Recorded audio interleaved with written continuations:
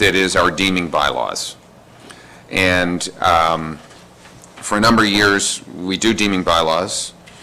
They're pretty straightforward. It could almost be delegated to staff, and we question that. But the question is, and I'll look to committee, David, I mean, you can give us a report right now for deeming bylaw for DeGasperis, and then a second one, oh no, just that one on DeGasperis, I guess it is. Let David sort of give the report, and then I'll ask a question of committee and council. David? Thank you. I think to provide a little bit of background on the matter, the reason I guess deeming bylaws just stick out a little bit is they're very straightforward matters. Just to provide a bit of background for council, what they do is they recognize lots not to be on plans of subdivision, and the purpose of that is so that properties can merge. So it's the opposite of severances. We're actually amalgamating properties, which 99.9% of the time the municipality is quite supportive of, as opposed to lot creation. We're making properties larger. So staff has, I guess, taken the initiative to bring it directly to council as opposed to debating them at planning committee and taking 60 days for an owner to go through this very technical process, which in my time here, there's only been one deeming bylaw which has ever really been asked a question of. So we've brought it directly to council, but previous, I think it was 2 or 3 terms of council ago, requested that staff prepare reports. So we have a report on the agenda, and I guess the request is, I think it would make the agenda flow a little easier. As you can see, we lump them later on in the agenda, as if council is not finding it to be beneficial to have that report, I can certainly verbally introduce them or answer any questions that council has, but we could continue to bring them forward without a report, and then I think, again, the discussion we had is the agenda template will just flow a little bit, I think, easier and simpler. So the question, I guess, to council at this particular point, you know, we have this one deeming bylaw. We've been around this table, all the new councillors, for 7-8 months now. A number of other councillors for many, many years. Many. And so the question is, are we finding value in staff spending the time writing a deeming bylaw? This was a plan, and it's more boilerplate. This was this. We now want to merge them as one. Or can we allow these to come directly to council, I think, without a staff report? I'm getting some nods. Anybody not in favor of that, likes reading the report? Councillor Jaglowitz. Well, it's a very short report. Didn't take long, and explained what it was. That was just for information. I thought it was useful, because I still am not clear why it's called a deeming bylaw. Maybe, David, some background as to why we deem them one lot. Again, it's a very technical process under the Planning Act. Essentially, it's called a deeming bylaw because you're deeming them not to be on a plan of subdivision anymore. So the Planning Act says if you're a lot on a plan of subdivision, you will stay that way. You won't merge. Essentially, you can buy many lots in the city on a plan of subdivision all in a row, and you won't amalgamate on you. In a rural area, when lots are created many, many years ago, if 2 adjoining lands will likely merge. So it's called a deeming bylaw because you're deeming them not to be on a plan of subdivision. So it's almost sort of conceptual to wrap your head around. And again, in my experience here, very rarely has there ever been a question, let alone an issue with a deeming bylaw. But again, happy to continue writing reports. It's not a significant burden, but I think it would just maybe simplify the agenda a little bit if council. I'm going to go to our CAO. Your Worship, so just procedurally, so we're clear, what we're asking you is there a need for a report in the report section? The bylaw itself will still be in the bylaw section because only council can pass bylaws. So if you do have questions about a deeming bylaw, you'll get the opportunity to ask them under the bylaw section. The question is there value in this staff report? And it sort of causes a bit of a stutter, if you will, in terms of going through the agenda. So if we eliminate the staff report, it's still there for you to look at, and we can deal with the business under the bylaw section. I'll go to Councillor Nishikawa first. In my long, apparently, experience, we more came into these issues, the deeming bylaw issues, because of a change in land registry, wasn't it, David? That all of a sudden properties got lumped together, that we had a whole slew of them for a long time. But I would say, in my experience having to do these things, it really is a technical thing that we don't have it's not I don't even know if we've ever said no. It just ends up being something that has to happen, and sometimes, as I say, lots merge on people that they never expected that to happen. Check what else happens on your own properties, by the way, because there's always something that's being passed somewhere. But I don't see at all that it needs to have a report. Okay, So- thank you. Councillor Kelly? Thank you. Through you, frankly, I think staff's time probably is better spent on other matters than preparing these reports, so I'd be in favor of dispensing with the report. Thank you. Okay. Councillor Jaglowitz, I'll go to Councillor Hayes, then Jaglowitz, you want to comment? Yeah, I have no problem with dispensing with the report. I find there's enough information in the bylaw section. Thank you. Councillor Jaglowitz, did you want to comment, or do you agree? I think it's just because we're, first of all, I was new to the term deeming, so next time it comes forward, I'll understand it. But also, you're also grouping all these bylaws in one motion, so it has to be pulled out. So I'm comfortable also, but I think when it's maybe the first time, it would be appropriate. I think what's appropriate probably, David, is that we actually attach the key plan, I think, with that, and then we'll go over it in the actual reading of the bylaw, because there's, and I think just from a flow perspective, it makes sense. It's really, here's a report, and it's a report that we all say, okay, you're going to merge two lots, but then we don't read the bylaw, and then it comes in later on. So I think that's probably a better flow. So we have consensus of council going forward. David, you're good? One less report. There we go. Let's move on then, as our senior management reports, and then we'll go to Director of Public Works for parking. Thank you, Your Worship. Council will recall that I brought forward to you a draft of a revised parking bylaw in March for you to think about and ponder. We've batted around the draft, and we're now bringing it back to you as a final draft for your consideration. The current bylaw is 1991. It's based on a municipal act that has been superseded twice already, and that the latest version has been amended many times as well. So the proposed bylaw is an update. It brings us into compliance with the current versions of the various reference legislation and regulation. One of the issues that was brought to my attention shortly after my arrival was the fact that the current bylaw is not comprehensive enough to address many of the situations that the bylaw enforcement officer has to deal with.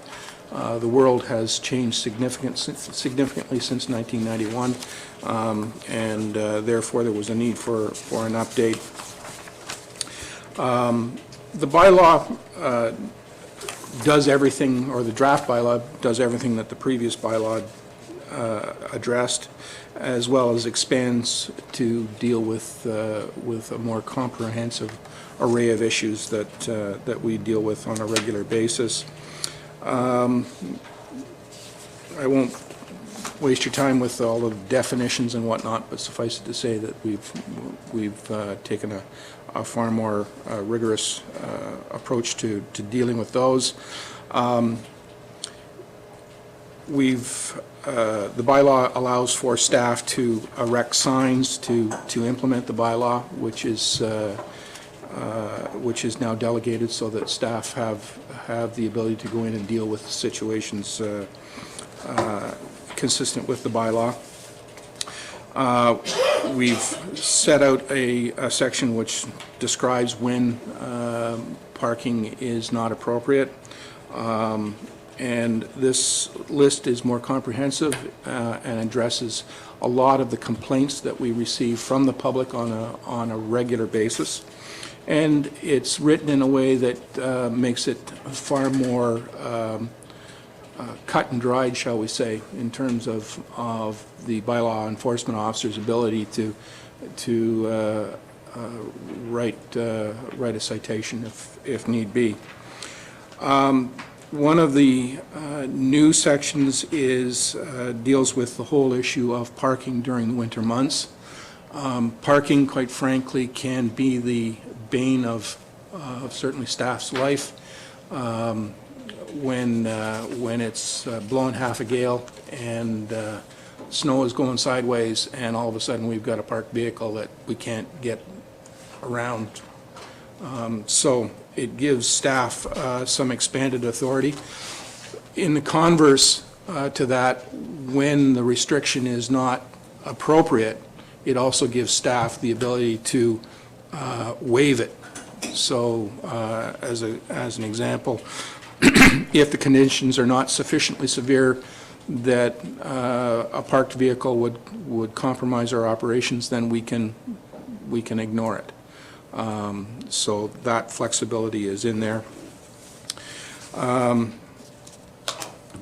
We've added in some time restrictions with respect to when vehicles can be parked, and we've offered an opportunity for you to allow only time-limited parking. So 3 hours is what is the proposed duration of any parking. That's to address situations like in the summer where we have large volumes of people in the area, and in fairness to all parties, it avoids monopolizing over parking spaces.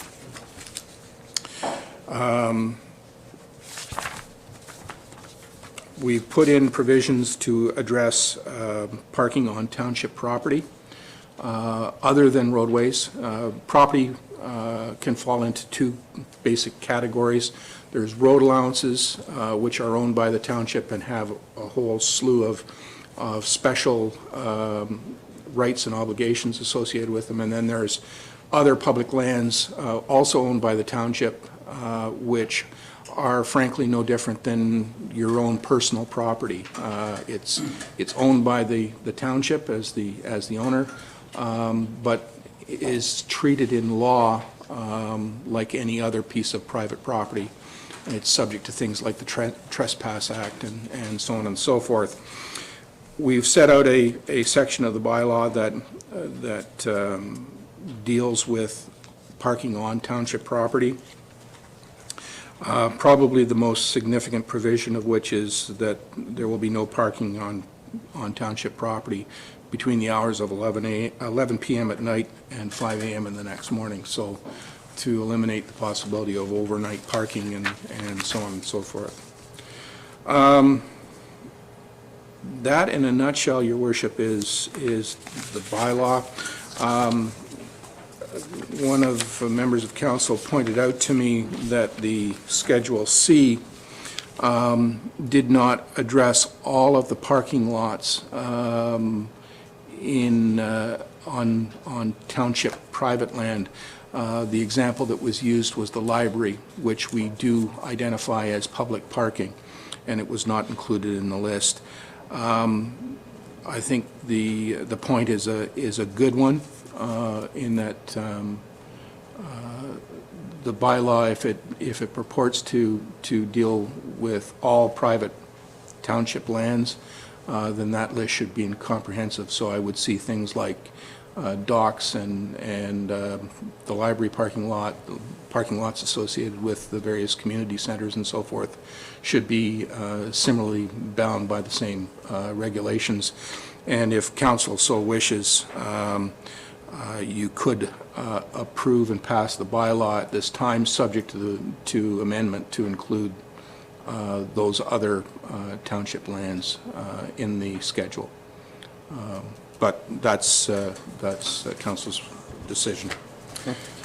Councillor Edwards.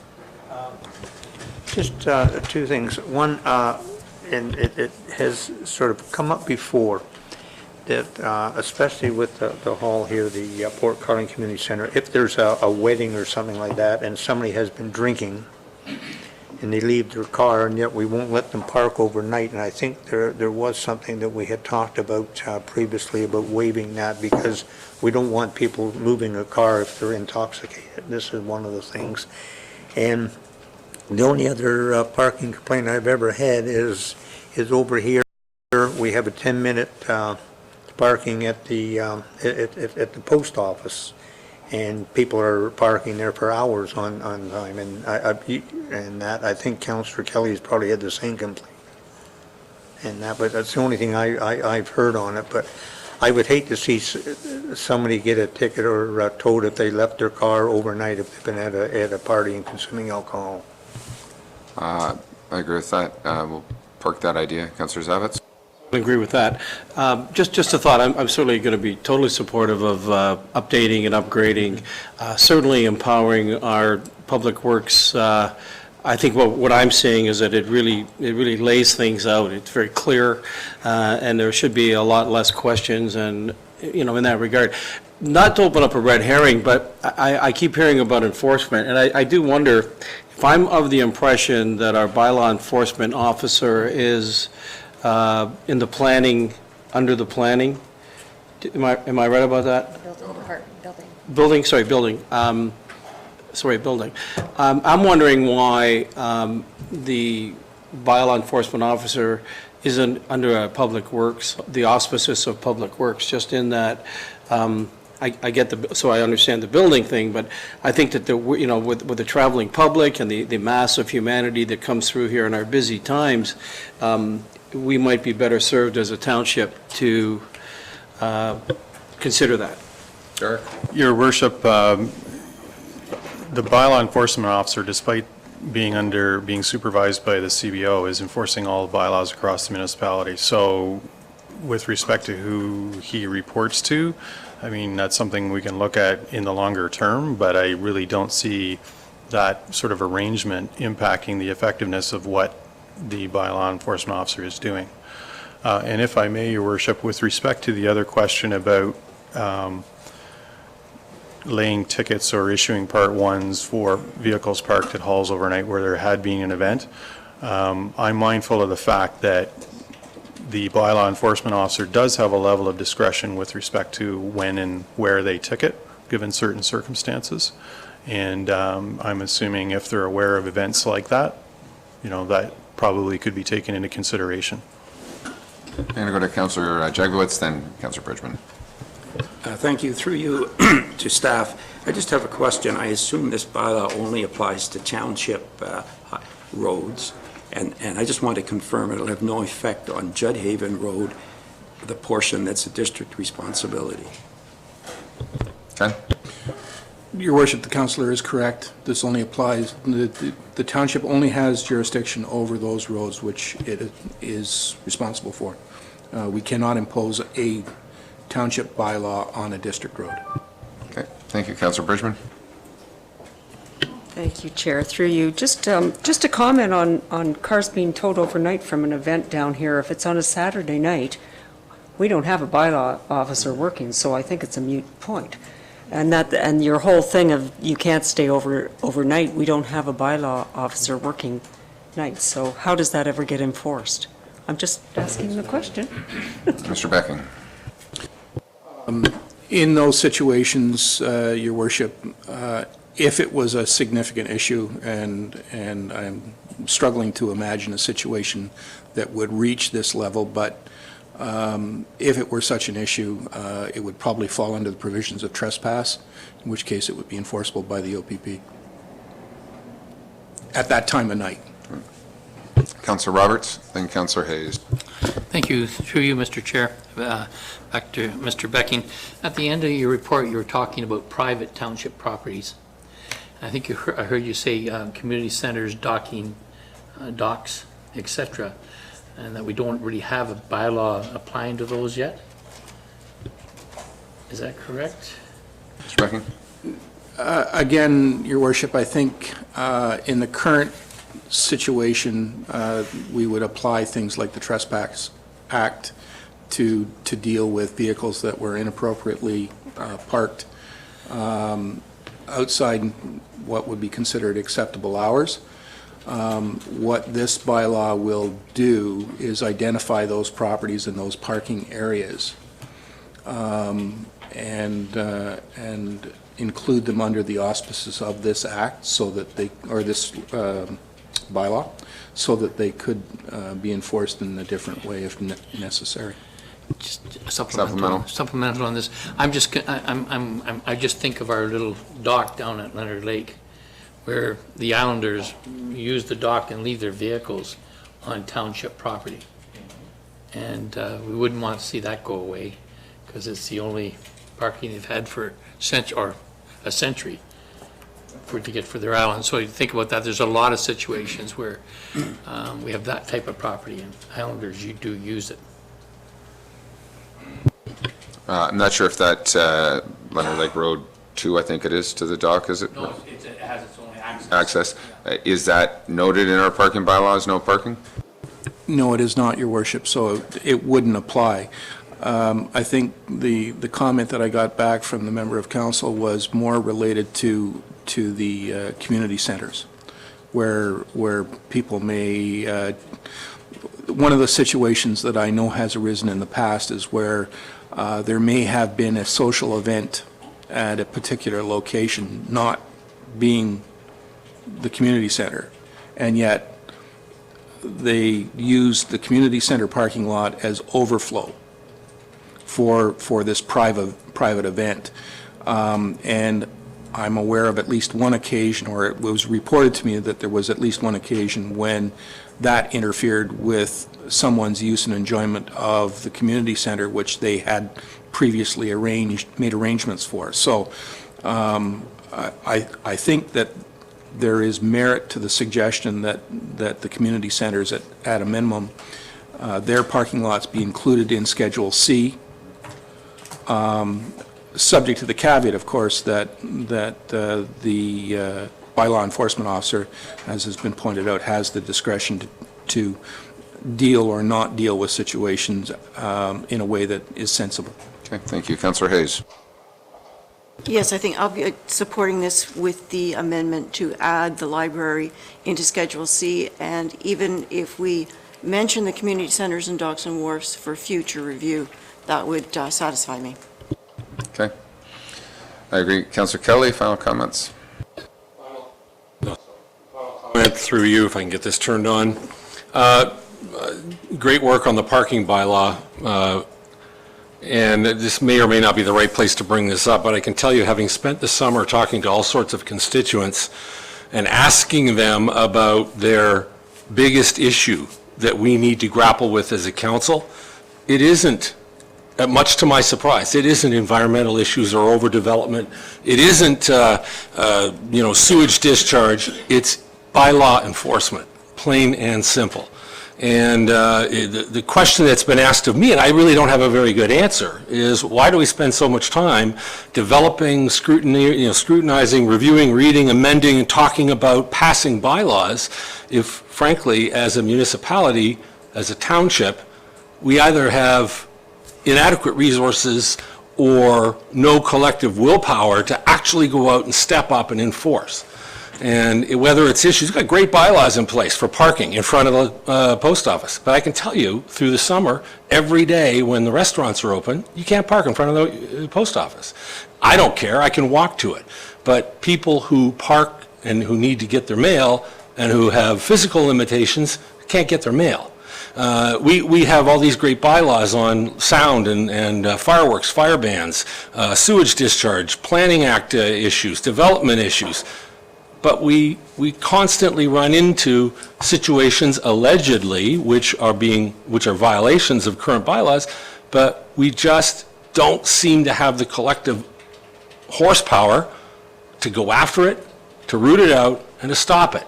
And I think at the very least that's what our constituents need. So I agree, and I understand that, and I think, we've talked about bylaw enforcement and additional bylaw enforcement. The one thing I will say, in my experience, and I've had people say, this blasting was wrong, or they built something wrong, or they've done something different. And yet, when it comes to our planning department, it comes to site plan, it may actually be what's approved. I had someone saying they clear-cut trees the other day, and yet all the pre-consultation and what was today is exactly the same thing, and they can put a excavator down and build, and then they replant once it's finished. And I think that's some of the, I'll use communication gap, where our public think we should be doing more enforcement in certain areas, and yet we don't necessarily have that tool. But I don't disagree in some of the interior. So let's just talk about parking bylaw, I think, at this particular point, and that's a bigger issue. I do support this. The one thing that might be interesting as we add a Schedule C or update that, we might want to look at a provision that, as the City of Toronto does, if you want to overnight park, you pay your $20 fee, because I'm going to be drinking in the community center, I'm going to the Key to Battle on a Monday night or a Saturday night, and I may want to leave my car there, and for a fee, I can put a pass that gets me through. So maybe an online form, you go down to the City of Toronto, you go online, you put in your license plate number, you put your credit card, you print off a piece of paper, and it sits on your dashboard. And just as an idea for certain things, we sell, for those who don't know, certain wharf passes, so that I can park my boat at District of Muskoka docks. We sell it also, I know, at all the other Windermere Wharf, Foots Bay Wharf, Beaumaris Wharf. People can buy overnight parking passes, and their wharf managers collect those. So could that not be any different than some of our other lots, and look at it as revenue generation, so that we're not necessarily ticketing those people? And just as a thought going forward, I don't need to complicate it today, but so we've got the bylaw coming forward a little bit later on. Any other comments before we move on? None, Your Worship, thank you. Great, thank you very much. Okay, we've got over to the clerk now to talk about our Attorney General's consultation. Madam Clerk. The province is seeking input on the municipal liability, and staff are requesting support for them to put forward some comments on behalf of the municipality. The deadline is at the end of September, so that's why it's here today. If there's any questions, I can answer them. Any comments on the report? Okay. So I have a resolution moved by Councillor Hayes, seconded by Councillor Kelly. Be it resolved, the Township Council directs staff to participate in the provincial consultation on municipal liability insurance costs as described in correspondence from the Ontario Attorney General dated July 12th, 2019. Any further comments or questions? All those in favor? That is carried. Thank you. Done. So we have a number of bylaws. I think is our next step, Madam Clerk. First one is, what do we got, deeming bylaw? No. This is from committee meeting. Moved by Councillor Edwards, seconded by Councillor Roberts. Be it resolved. Do we need planning department to introduce any of these? I think we're probably okay. These are directly from our planning committee. We'll come back to a third reading with some of them. We'll have some minor amendments, including site plan control. But first, Councillor Edwards, seconded by Councillor Roberts, be it resolved, bylaw 2019-89 to amend comprehensive zoning bylaw 2014-14, Borneo, Roll 2-10-7, be read a first and second time. All those in favor? Carried. Thank you. Moved by Councillor Edwards, seconded by... I'm not sure if there's any minor amendments. Is there minor amendments? Any minor amendments? No. Moved by, that's minor amendment 1. Thank you. Moved by Councillor Roberts, seconded by Councillor Edwards. This one, be it resolved that bylaw 2019-89 Borneo be read a third time and finally passed. All those in favor? Carried. Thank you. There's Mr. Borneo. Next, I think we've got a deeming bylaw. Nope. I'm out of thing. 9-6. 968 241.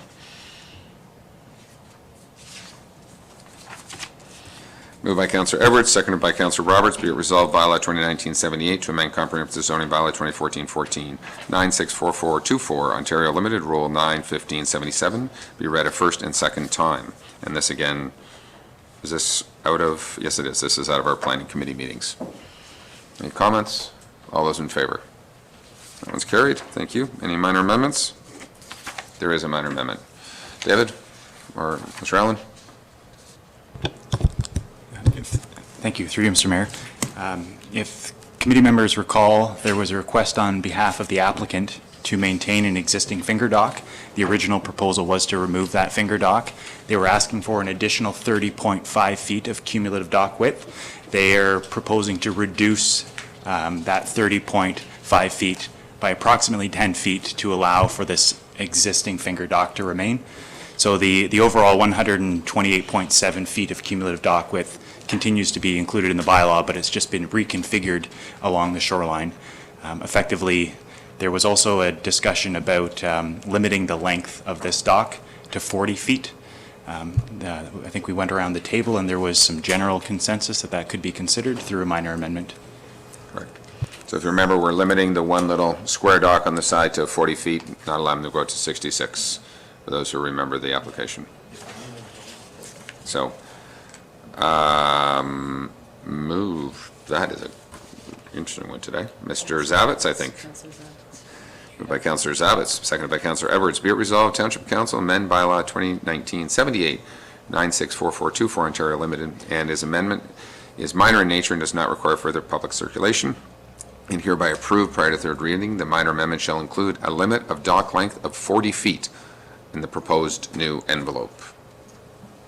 Any further comments? All those in favor? And that is unanimously carried. Third reading, moved by Councillor Kelly, seconded by Councillor Zavitz. Be it resolved that bylaw 2019-78, 964424 Ontario Limited be read a third time and finally passed. All those in favor? That one is carried. Am I wrong, or are those like just two totally different signatures? That is, that's Councillor's, did you say that? Yeah, but that was also Zavitz. Or sorry, no, it was supposed to be Frank Jaglowitz. Oh, excuse me, Councillor Kelly, seconded by Councillor Jaglowitz, my mistake. I'm going to try and make them consistent as we read through here. Or put your initials. Beside or whatever, we'll try and do that. We forgot to do the effects of both the first and the second one. Right. So the first bylaw, any effects? I don't believe we had any effects. The second one with the 40-foot dock length. Any comments? Any input? Mr. Allen? Thank you, through you. To refresh Council's memory and members of the committee that may not have recalled, for the Bernino application, we received no comments from neighboring property owners. We received no objection comments from township departments, and we received comments from the District of Muskoka recommending site plan be improved due to the water quality sensitivity of 3 Mile Lake.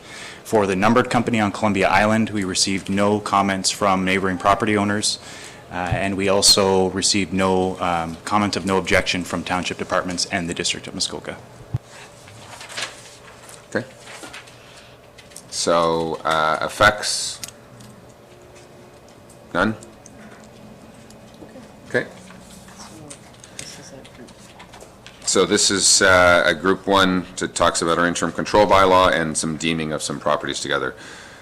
Moved by Councillor Jaglowitz, I believe, today. Seconded by Councillor Kelly. Be it resolved the following bylaws be read a first, second, and third time and finally passed. Bylaw 2019-126 to amend bylaw 2018-66 Minett interim control bylaw. Cornell, Roll 4, 1454. Bylaw 2019-128 to deem lots 16 and 17 on Plan M126 not to be lots of a plan of subdivision. Bala, DeGasperis, Rolls 7, 5, 044, and 045.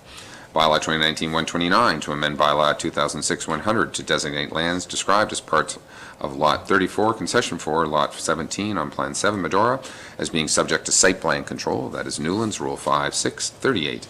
And Bylaw 2019-130 to amend Bylaw 2006-100 to designate lands described as Island Columbia, Parts 2 and 3 on Plan 35R, 17-628 Monk, as being subject to site plan control. 964424 Ontario Limited, Roll 9-15-77. Any comments? All those in favor? That one is carried. Thank you. This is a road closing bylaw coming forward. Okay, road closing. Moved by Councillor Kelly, seconded by Councillor Zavitz. Thank you for the initials. Be it resolved that bylaw 2019-116 to stop up and close and convey part of Old Bala Glen Orchard Road, Colonization Road, lying in Lot 17, Concession G, Medora, Gammon 257-3867, Ontario Inc., Rule 6, 16, 036, 036-1 be read a first, second, and third time and finally passed. All those in favor? That was carried. Thank you.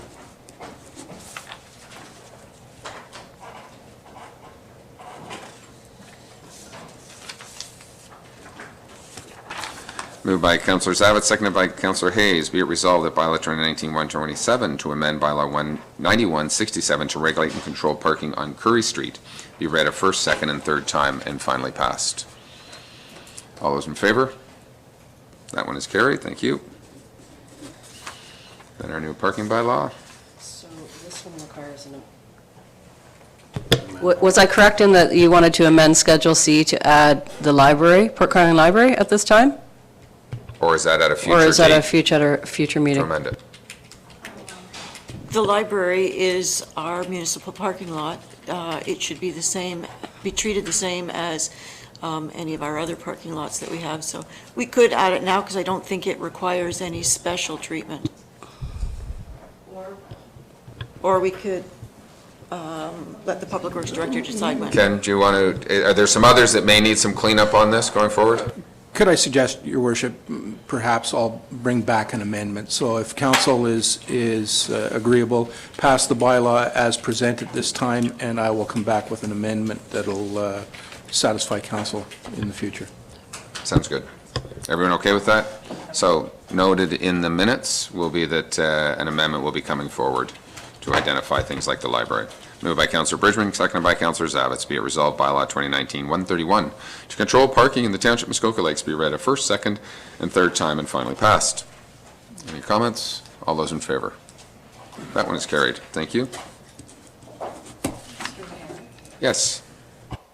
I just wanted to, so I've heard a few times today that we're looking for stuff to come back, and you yourself had mentioned this a number of years ago, that in fact, it would be great if we had that checklist that showed what we had asked for, and whether we can now check that off. You describe it better than I can, but could we still ensure that that comes forward in some way? I'll look to our CAO. I think what Councillor Nishikawa is sort of looking for is some of the bigger high-level stuff and even some minor things when we ask for reports, where they are in the queue, are they coming in December, whatever, so that we can note projects that council have been directed and waiting for some staff input on. Maybe there's an overall CAO report, if you will. Okay, if council could leave that with me, and I'll follow up. Thank you. Thank you. Councillor Jaglowitz. If I might just add how they deal with it at the district, at the Finance Committee meeting, there's a section at the bottom that says things to come in the future, and it actually does it by quarter. It doesn't as a specific date, so that might help. It's in first, second, third quarter, but at least they're on the list to come back.